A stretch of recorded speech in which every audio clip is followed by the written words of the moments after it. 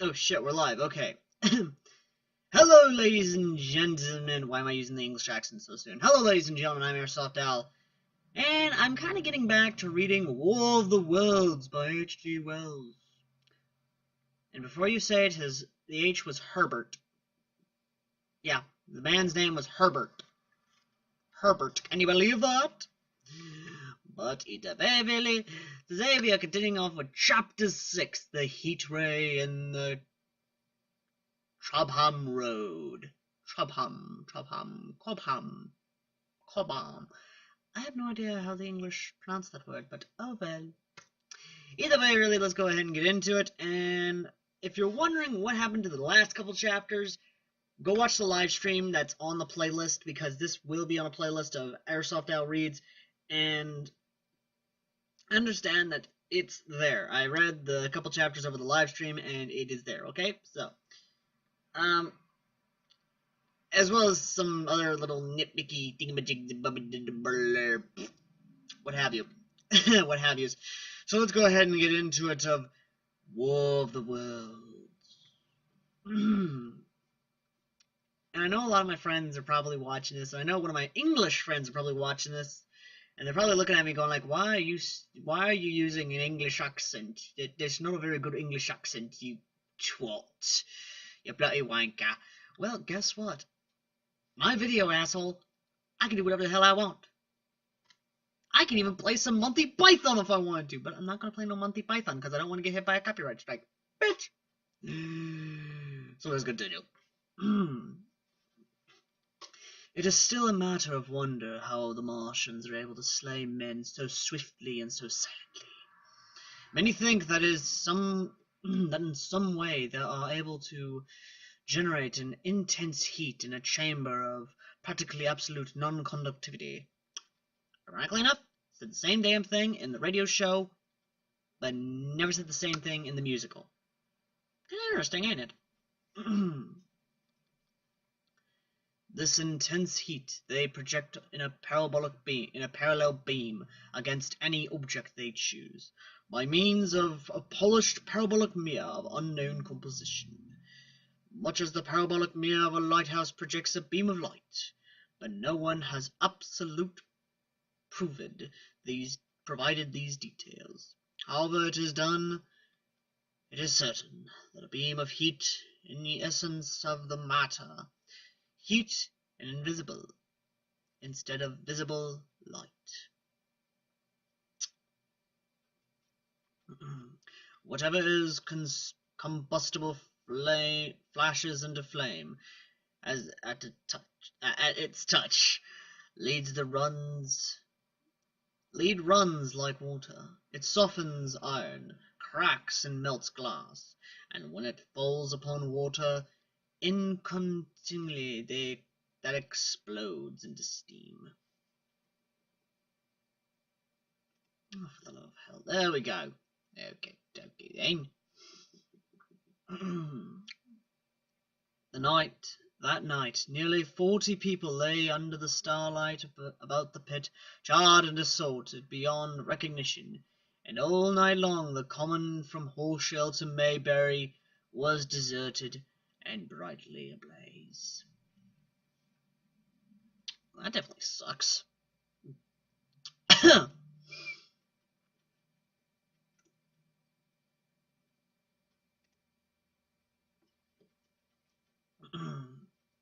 The news of the massacre probably reached Cover Walking and Outshaw about the same time. In Walking, the shops had closed when the tragedy happened, and a number of people, shop people and so forth, attracted by the stories they had heard, were walking over the Horshell Bridge and along the road between hedges that runs out at last upon the common.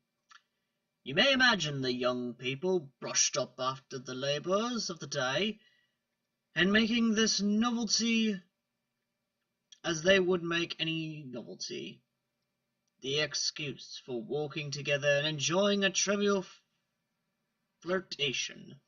You may figure to yourself the hum of voices along the road and the gloaming. As yet, of course, few people in Walking even knew that the cylinder had opened.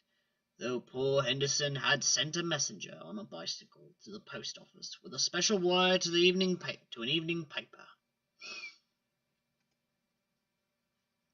As these folks came out by twos and threes upon the open, they found little knots of people talking excitedly and peering at the spinning mirror over the sandpits. And the newcomers were, no doubt, so infected by the excitement of the occasion. By 8:30, when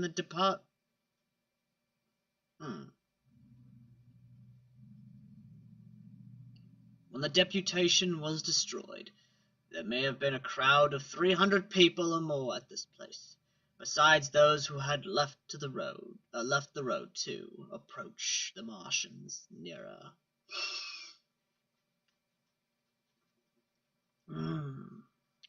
There were 3 policemen, 2, one of whom was mounted, doing their best under instructions from Stent to keep the people back and deter them from approaching the cylinder.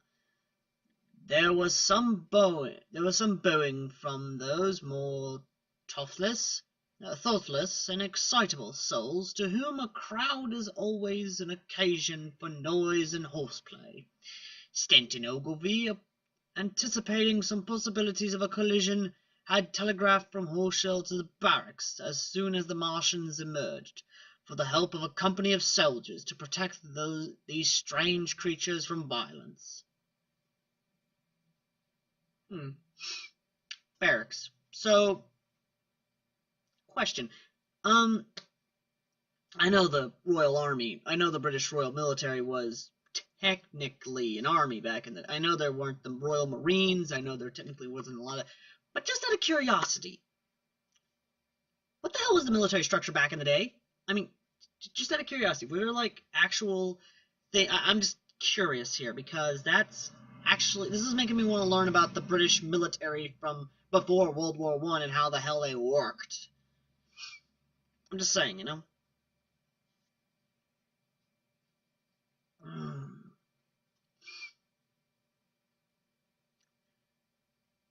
Here we go.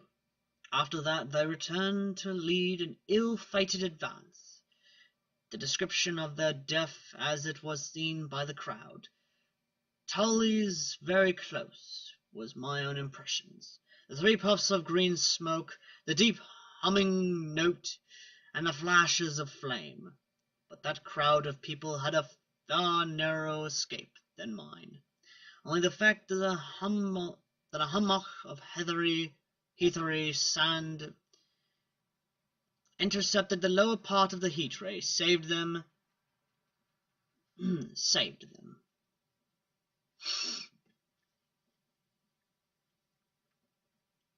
Had the elevation above the parabolic mirror been a few yards higher, none could have lived to tell the tale.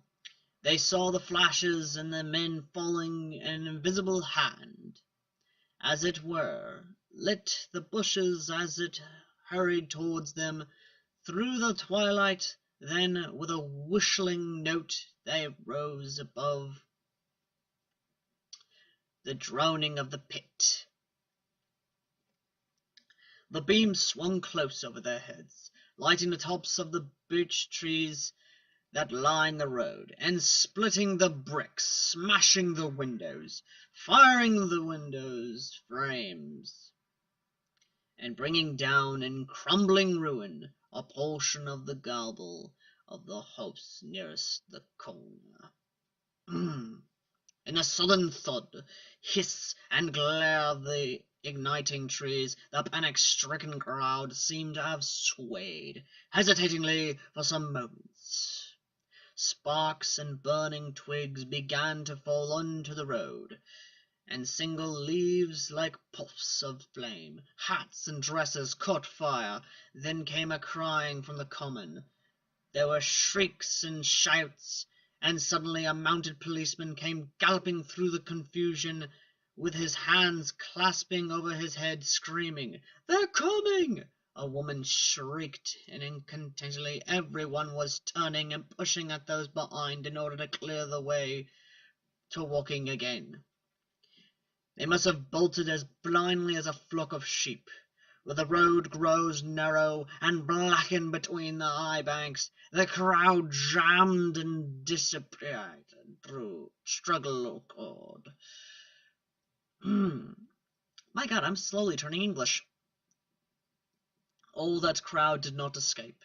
3 persons at least, 2 women and a little boy, were crushed and trampled there, and left to die amid the terror and the darkness.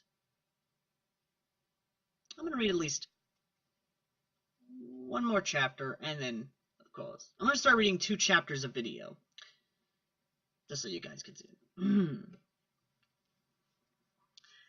Chapter 7, How I Reached Home. For my own part, I remember nothing of my flight, except the stresses of blundering against the trees and stumbling through the heather. All about me gathered the invisible terrors of the Martians. That pitiless sword of heat seemed whirling to and fro, flourished overhead before it descended and smote me out of life. I came into the road between the crossroads in Horshale and ran along this to the crossroads. At least I could go no further. I was exhausted with the violence of my emotion, and of my flight, and I staggered and fell by the wayside that was near the bridge and crosses the canal by the gasworks. I fell and lay still. I must have remained there some time. I sat up, struggling, perplexed. For a moment, perhaps, I could not clearly understand how I came there. My terror had fallen from me like a garment. My hat had gone, and my collar had burst away from its fastener. A few minutes before, there had only been 3 real things before me: the immensity of the night and space and nature, my own. Feebleness and anguish, and near approach of death. Now it was as if something turned over, and the point of view altered abruptly. There was no sensible translation from one state of mind. Good Lord, I really need to get some sleep tonight. To the other. I was immediately the self of every day again, a decent, ordinary citizen. The silent common, the impulse of my flight, the startling flames were as if they had been a dream. I asked myself, had these later things indeed happened? I could not credit it. I rose and walked unsteadily up the steep incline of the bridge. My mind was blank wonder. My muscles and nerves seemed drained of their strength. I dare say I staggered drunkenly. A head arose over the arch, and the figure of a workman carrying a basket appeared. Beside him ran a little boy. He passed me, wishing me good night. I was minded to speak to him, but I did not. I answered him greeting with meaningless mumble and went over the bridge. Over the Mayberry Arch, a train, a billowing tumblet of white firelight smoke, and a long caterpillar of lighted windows, went flying south, clattered, clap, rap, and it had gone. A dim group of people talked in the gate of one of those houses in the pretty little row of gables that was called Oriental Terrace. It was all so real and so familiar. And that behind me, it was fantastic. Such things I told myself could not be. Perhaps I am a man of exceptional moods. I do not know how far my experience is common. At times I suffer from the strangest sense of detachment from myself and the world about me. I seem to watch it all from the outside, from somewhere inconceivably remote, out of time, out of space, out of the stress and tragedy of it all. This is, of course, the Twilight Zone. Sorry, I had to do it. I had to do it. I get one joke out of each chapter when I do it like this, and I picked the perfect moment to make a joke.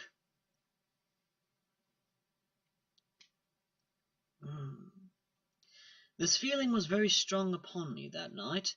Here was another side to my dream. But the trouble was the blank incongruity of this serenity, and the swift death flying yonder.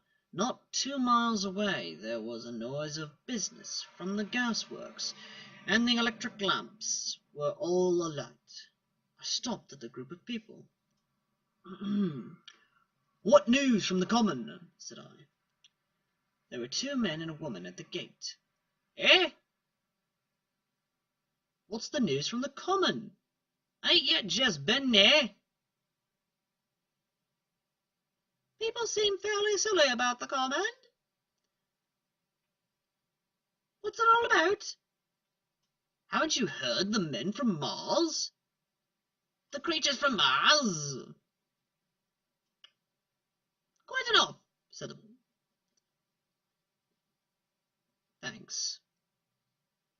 I felt foolish and angry. I tried, and found I could not tell them what I had seen. They laughed again at my broken sentences. "You'll hear more yet," and went on my way home. I startled my wife at the doorway. So haggard was I went into the dining room and sat down, drank some wine, and so soon as I could collect myself sufficiently I told her the things I had seen. The dinner, which was a cold one, had already been served, and remained neglected on the table while I told my story. There is one thing to allay the fears I had arose. They are the most sluggish things I ever saw crawl. They may keep the pit and kill people who come near them, but they cannot get out of it. But the horror of them— "Don't, dear," said my wife, knitting her brow and putting her hand on mine. "Poor Ogilvy. To think—" Wait, is that her saying it? Yep. "To think he may be lying dead there." My wife, at least, did not find my experience incredible. When I saw how deadly white her face was, I ceased abruptly.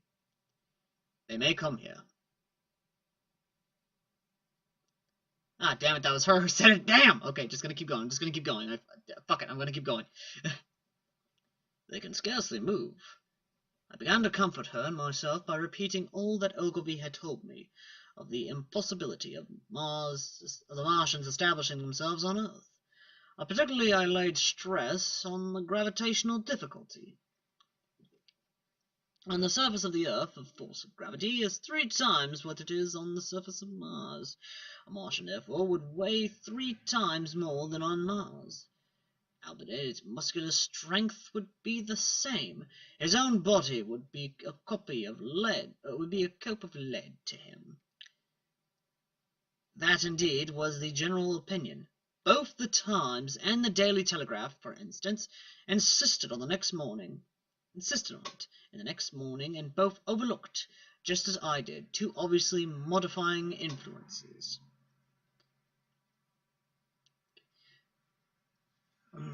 The atmosphere of the Earth, we now know, contains far more oxygen, or far less argon, whichever way one likes to put it, than does Mars. The invocation influences of these exercise of oxygen upon the Martians indubitably did much the counterbalance of the increased weight of their bodies, and in the second place we all overlooked the fact that such mechanical intelligence as the Martians possessed was quite able to dispense with the muscular instincts as a pinch. But I did not consider these points at the time, and so my reasoning was dead against the chances of the invaders with wine and the food. the confidence of my own table, and the necessary of reassuring my wife, I grew by insatiable degrees of courageous and secure. They have done a foolish thing, bringing my wine-glass.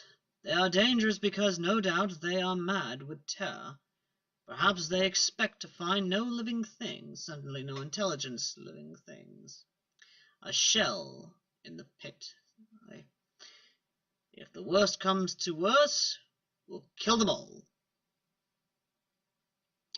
The intense excitement of the events had no doubt left my perceptive powers in a state of erethism.